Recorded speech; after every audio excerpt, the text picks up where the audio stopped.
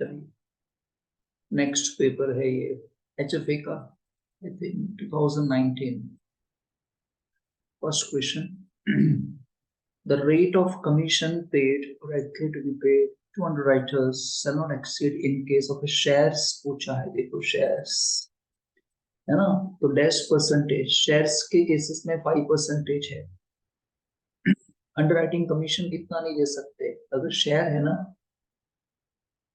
तो which ever is less लेना, 5% या आर्टिकल्स ऑफ एसोसिएशन जो बोलता हो वो विच एवर इज लेस। अगर शेयर नहीं होके अगर डिबेंचर्स होता, क्या होता, डिबेंचर्स तो होता विच एवर इज लेस में 2.5% या आर्टिकल्स ऑफ एसोसिएशन, इन दोनों में से जो छोटा हो विच एवर इज लेस। क्योंकि यहाँ पे शेयर्स पूछा है, आंसर कितना आएगा 5%। Balances appear on 31st March 19। Equity shares की बैलेंस है 10 रुपए का है। प्रेफरेंस शेयर्स 10 रुपए का फुल्ली पेड अप है। Profit and loss account, security premium, investment bank. The board of directors decided to redeem the 10% preference shares at a premium of 20%। Redemption करना है, इसका रिडम्पशन कर देना, इसके पैसे वापस कर देने हैं। किस तरीके से, 20% प्रीमियम पे। On 31st March 19, company issued 8,000 equity shares of 10 each at par for the redemption of preference shares. Investment sold for 70,000. Premium on redemption is required to be set off against the security premium account. Calculate the profit and loss account after redemption. Redemption के बाद profit and loss account का कितना balance बचेगा वो आपको find करना है। चलिए पहले ये मालूम कर लेते हैं कि रिडम्पशन के लिए पैसे चाहिए कितने हो गए। पहले ये चाहिए हो गया आपको 2 लाख रुपए, है ना, तो आपको 2 लाख रुपए चाहिए प्रेफरेंस शेयर्स के लिए। प्रेफरेंस शेयर्स के लिए इतने चाहिए और ये आपको रिडीम करना है 20% प्रीमियम पे। तो प्रीमियम कितना होगा, 2 लाख के 20% कितने हो गए, 40,000, है ना। तो ये आपको सिक्योरिटी प्रीमियम का चाहिए।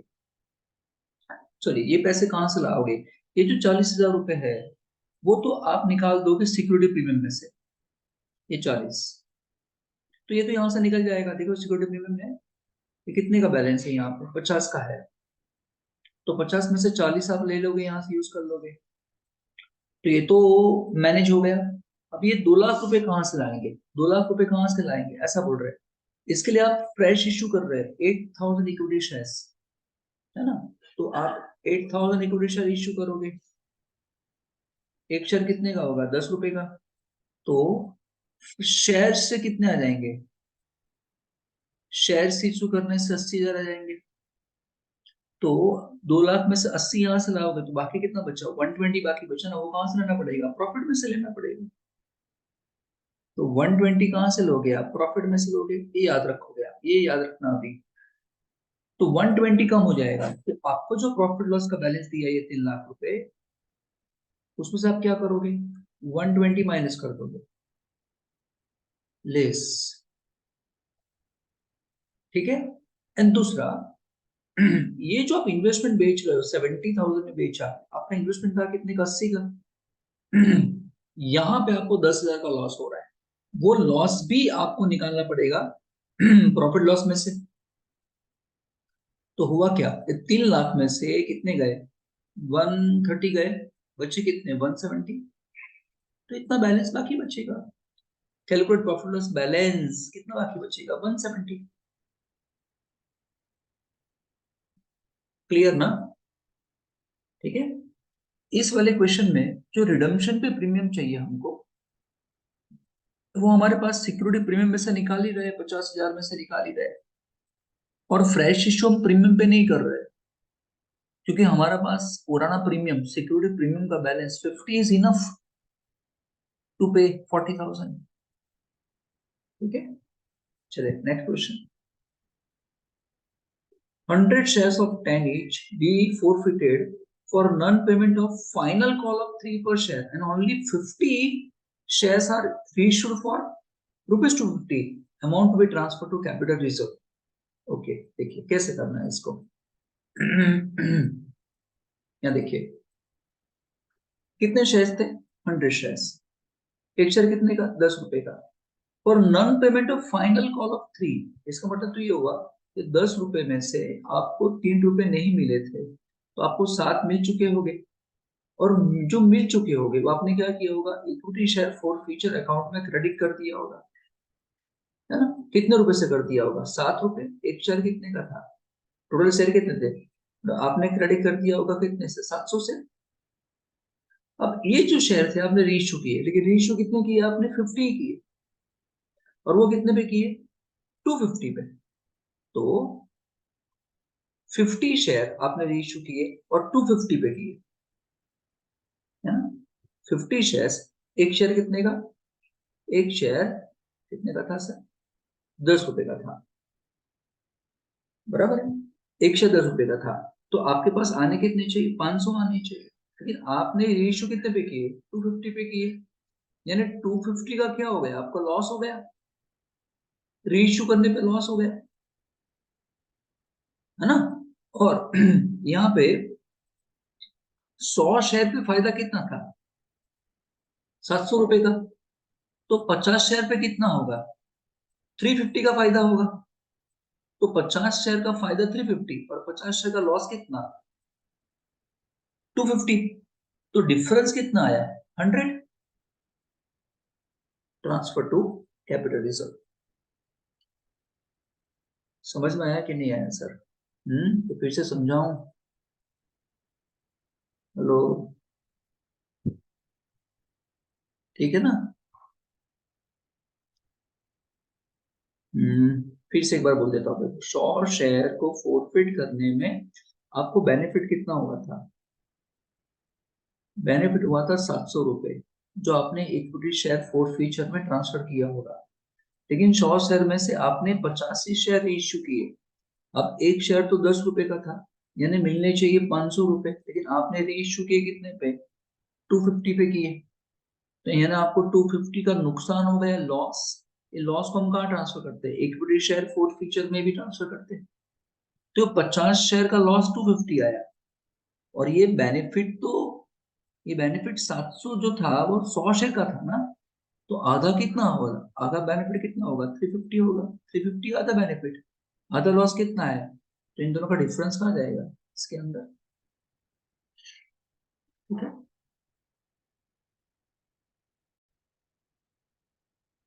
चलो नेक्स्ट क्वेश्चन क्या है? Profit earn from the date of acquisition of the business to the date of incorporation should be transferred to, है ना? ये होता है सर अकाउंटिंग ईयर, ये होता है डेट ऑफ इनकॉर्पोरेशन। जिस दिन से आपने बिजनेस अक्वायर्ड किया, मान लो यहाँ से बिजनेस अक्वायर्ड किया, and to the date of incorporation. इसे बोलते हैं प्रॉफिट प्रायर टू इनकॉर्पोरेशन। ये हम ट्रांसफर करते हैं, प्रॉफिट ट्रांसफर करते हैं कैपिटल रिजर्व के अंदर। और अगर लॉस हो तो कहाँ ट्रांसफर करेंगे? गुडविल के अंदर। ये क्या बोला है? प्रॉफिट, तो कहाँ ट्रांसफर होगा? कैपिटल रिजर्व के अंदर। सिंपल सा क्वेश्चन है, पहले भी ये आ चुका है। Next question. Company issue 20,000 shares of 75% was underwritten by the underwriters. Applications for 12,000 shares were received, out of which 9,600 applications were marked by the underwriters. Simple, एक ही underwriter है। कितने शेयर कितने इश्यू करना चाहती थी कंपनी? 20,000। उसपे से 75% पहले निकाल दो। 75% कितना होगा? 15,000। ये आपने इतना अंडरराइटिंग कर दिया था आपने। किसी अंडरराइटर को बोल दिया था कि 15,000 आपको लेने पड़ेंगे। अब एप्लीकेशंस कितनी आई? 12,000। उसमें उसके नाम से कितनी आई? 9,600। उसके नाम से कितनी आई? 9,600। मार्क एप्लीकेशन थी, तो डिफरेंस कितना बचा, है ना? 5,400। उसको लेने पड़ेंगे, अंडरराइटर को लेने पड़ेंगे, अंडरराइटर को। Preference shares shall be redeemed only when they are fully paid up out of the profit of the company otherwise available for dividend. सही बात है। And out of proceed of the fresh issue of shares purpose of, सही बात है, both A and B। चलिए, Z Limited had allotted 10,000 shares to the applicants of 14,000 shares on pro rata basis। कितने allot किए थे? Allot किए 10,000, application कितनी? 14,000। The amount payable on application ₹2। X applied, कोई एप्लीकेशन लिखी applied for 420 shares. State the numbers of shares to be allotted and the amount carry forward for adjustment against the amount allotment money due from X. Simple है, देखो यार, जिन लोगों ने applications 14,000 की है ना, एप्लीकेशन जिन लोगों ने 14,000 एप्लीकेशन की है उनको अलॉटमेंट कितना करने वाले हैं हम? सिर्फ 10,000 करने वाले हैं। अब ये जो मिस्टर एक्स था, अप्लाइड था, एक्स से कितना अप्लाइड किया था? 420। तो उसने अप्लाइड किया था 420, तो उसको कितना अलॉट किया गया होगा? तो सिंपल है, 420 इंटू क्या करोगे? 10,000 डिवाइड बाय क्या करोगे? 14,000। हेलो, ठीक है, तो उसको अलॉट कितना किया गया होगा ये कर देना है ऐसा सॉल्व। 3 गए, यहाँ से 3 गए, 14 3 सा, तो ये मेरे हिसाब से 300 आएगा शायद। 300 शेयर क्या किए गए होंगे? उसको अलॉट किए गए होंगे, है ना। उसने अप्लाई कितने किए थे? उसने अप्लाई किए थे 420। 420 रुपए पे उसने 2 रुपए दे दिए होंगे, मतलब उसने 840 रुपए दे दिए होंगे। उसने दे दिए थे, एप्लीकेशंस पे दे दिए थे, लेकिन जितनी एप्लीकेशंस उसने की उतने शेयर तो हमने उसको नहीं अलॉट किए। हमने अलॉट कितने किए थे? सिर्फ 300 शेयर। तो 300 शेयर पे, 300 शेयर पे 2 रुपए के मुताबिक 600 रुपया लेना निकलता है एप्लीकेशन पे। तो 240 रुपए जो आपको आगे एडजस्ट करना है, 240 रुपए क्या करना है आपको? आगे एडजस्ट करना है। So the answer is 300 and 240। चलिए, what is the source and redemption of preference shares? कहां से रिडम्पशन करेंगे? फ्रेश इशू में से, प्रॉफिट में से, बोथ ए एंड बी? तो फिर से पूछा, यही तो था ये, फिर से पूछा। 9, a company may issue preference shares for a period exceeding years but not exceeding infrastructure company, exceeding dash years but not exceeding dash years, है ना। तो इंफ्रास्ट्रक्चर कंपनी जो होती है वो प्रेफरेंस शेयर्स मैक्सिमम 30 इयर्स के लिए इश्यू कर सकती है और बाकी सब कंपनियां 20 साल के लिए। तो आंसर ये आएगा। A shares having a face value 100 issued at par called 100 was forfeited on non-payment of rupees 40 on reissue. What will be the minimum reissue price of the that shares? Share कितने का था? 100 रुपए का share था, ठीक है, ने forfeit कर लिया और नॉन पेमेंट ऑफ 40 रुपए दिए ही नहीं थे, नहीं दिए थे, मतलब 60 दिए थे। तो जो दिए थे वो आपने कहाँ ट्रांसफर कर दिए होंगे? शेयर फोरफिट किया तो इक्विटी शेयर फोरफिट में ट्रांसफर कर दिया होगा, है ना। यानी ये ऑलरेडी क्रेडिट होगा इतनी अमाउंट से। अब जब इसको रीइश्यू करोगे ना बच्चों, तो याद रखना आप ये जो पैसे मिल चुके थे ना 60, उतना आप डिस्काउंट दे सकते हो, डिस्काउंट। यानी 100 रुपए से आप 60 डिस्काउंट दे सकते हो, रीइश्यू करने पे तो 40 ही मंगवा सकते हो। तो answer is 40। What is the full form of ASBA? Application supported by block amount. ये आंसर है, application supported by block amount।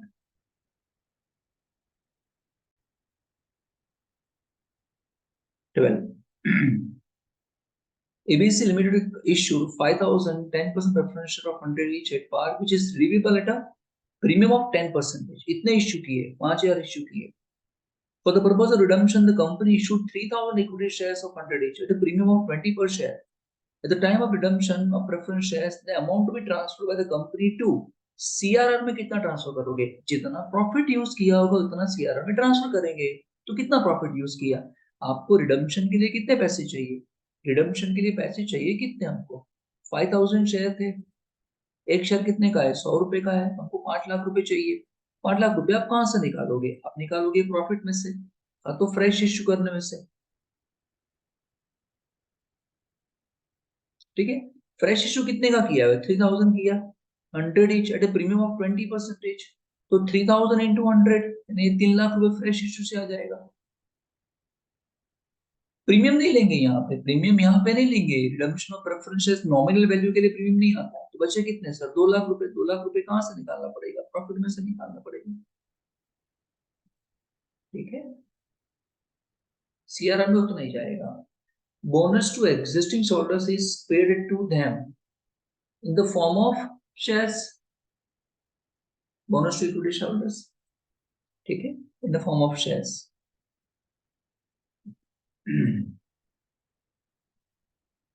चलिए, a limited decide to redeem 1012% preference from 100 each, fully paid at a premium of 10%. It has GR, profit loss, and security premium of 2000. Company decide to redeem the preference share out of fresh issue of 10,000 equity shares of 10 each at a par.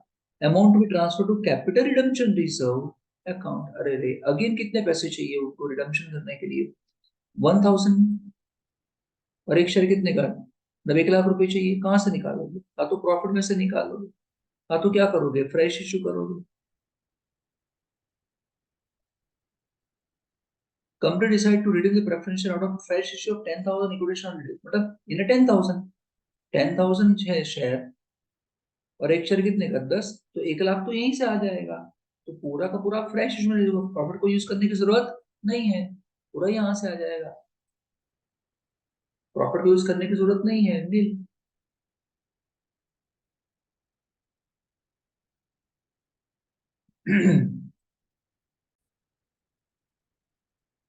फिर क्या है next में?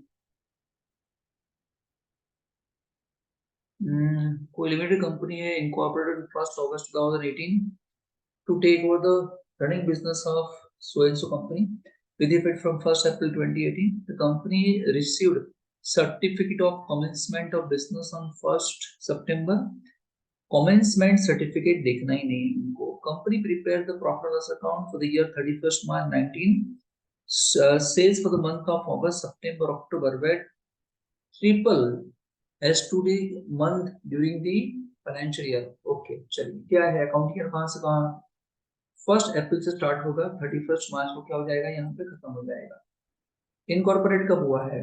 Incorporated on 1 अगस्त हो गया है ना? तो यहाँ पे क्या बचा? यहाँ क्या था? अप्रैल था, मई था, जून था, जुलाई था, है ना? अगस्त यहाँ से, अगस्त, सितंबर, अक्टूबर, नवंबर, दिसंबर, जनवरी, फरवरी एंड मार्च यहाँ पे आ जाएगा। कौन से महीने का sales? Sales for the month of August, सितंबर और अक्टूबर। अगस्त, अगस्त कहाँ पे आएगा? यहाँ पे आएगा, सितंबर एंड अक्टूबर। ये जो सेल्स कितना है सर? ट्रिपल है, यहाँ मतलब 3 टाइम्स है। तो यहाँ कितना होगा सर? 1 1 1 1 1। यहाँ कितना होगा? 1 1 1 1। तो यहाँ कितना होगा? 4। यहाँ कितना होगा? 1 2 3 4 5 3 8 3 11 3 14। 4:14 is the answer. चलिए 25, state whether the following statement are true or false. When equity shares are issued to the employee of the company, it is called a right shares. False है भाई, ये right share नहीं बोलते इसको, है ना? Employee stock option scheme बोलते हैं इसमें। The time for accepting offer is letter of offer may be minimum 15 days and maximum, ये मेरे हिसाब से सही है, तो ये false है, ये true है। The issue of bonus shares increase the total number of shares issued but does not increase the net worth. ये भी ट्रू है, शेयर्स बढ़ते हैं, इससे कोई पैसे थोड़ी आते हैं हमारे पास, हम सिर्फ रिजर्व्स का कैपिटलाइजेशन करते हैं, तो नंबर्स बढ़ते हैं, इससे कोई नेट वर्थ नहीं बढ़ रही है कुछ भी। तो false true two. The company gets huge fund on account of share में कहाँ पैसे आते हैं, फंड ही कहाँ पे आता है, तो ये फॉल्स। तो आंसर कौन सा आता है? False, true, true, false. ठीक है। Complete the amount to be charged to compute the amount to be charged to pre-incorporation period from the following particulars. Salaries कितना? 80,000, time ratio and sales ratio। Pre incorporation में time ratio बांट देने का, salary कैसे जाएगा? Time ratio बांट देने का, 2:8 में बांट दो तो आंसर आ जाएगा। इन बायबैक ऑफ शेयर्स डेब्ट इक्विटी रेशियो कितना होना चाहिए? 2:1। थियरी पढ़ लेना, पता चल जाएगा। 2:1 is the answer. Sun Limited was incorporated on 1st October 18 to take over the business of SMT company with effect from 1st April 18. Company prepared the profit account for the year 31st March 19. चलो क्या क्या हो रहा है? 1st अप्रैल है, and कब हो रहा है? 31st मार्च को एंड हो रहा है ना? इनकॉर्पोरेट कब हो गया है? इनकॉर्पोरेट हो गया है 1st अक्टूबर को। The PC 5 lakh was paid on 30th November 18 and interest on PC is payable 8% per annum। ठीक है। पीसी पे इंटरेस्ट दिया कब तक का दिया है? यहाँ तक का दिया, 30 नवंबर तक का दिया। तो यहाँ से यहाँ तक कितना टाइम होगा? अप्रैल, मई, जून, जुलाई, अगस्त, सितंबर, अक्टूबर, नवंबर। कितना हुआ? अप्रैल, मई, जून, जुलाई, अगस्त, सितंबर, अक्टूबर एंड नवंबर। कितना हुआ? 8 महीने हो गए। यहाँ से यहाँ कितने महीने हो गए? 8 मंथ्स। कितने अमाउंट था? 5 लाख। कितने परसेंटेज इस पे था? 9%। कितने महीने का? 8 महीने का, है ना? तो ये काउंट कर लेना है आपको सर।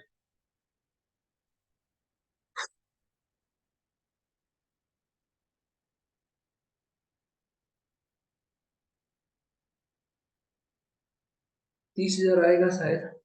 ठीक है, 30,000 में से आगे यहाँ से यहाँ तक, ये तो हमने कहाँ से कहाँ तक गिना? ये तो हमने यहाँ से यहाँ तक गिना ना, यहाँ से यहाँ तक गिना। अभी आगे का कितना होगा? आगे ये पीरियड कितना था? 6 महीने, है ना? तो 6 महीने का इधर आएगा और 2 महीने का इधर आएगा। ठीक है, तो 30,000 इंटू 6/8 एंड 30,000 इंटू 2/8। आ गया कि नहीं समझ में? बोलो तो आ जाएगा ये। 2 3 2 4 फिर ये आ जाएगा 22,500। 22,500 है कहीं पे जरा, ये आंसर आ जाएगा। ठीक है, चलिए। Which of the following term is not a stat, कौन सा स्टैट्यूटरी रिकॉर्ड्स नहीं है? तो probates is not a records, and simple है, फिर देख लेना आपको भी। Based on the following information, compute the sales ratio. Total sales of April 31st March 19 32 lakh है, इनकॉर्पोरेटेड 1 अक्टूबर को, and up to 1 October sales कितना? 8 लाख है। सिंपल है नहीं यार? 32 लाख में से 8 लाख आगे गया, बाकी कितना आएगा? 24 लाख। 1 and 3, तो आंसर कितना आएगा? 1:3। आइडिया आंसर है 1:3। ठीक है, दूसरा पेपर भी मैंने करा दिया। ये भी आपको खुद पढ़नी पड़ेगी, थोड़ी रेगुलरली पढ़ोगे तो पता चलेगा आपको।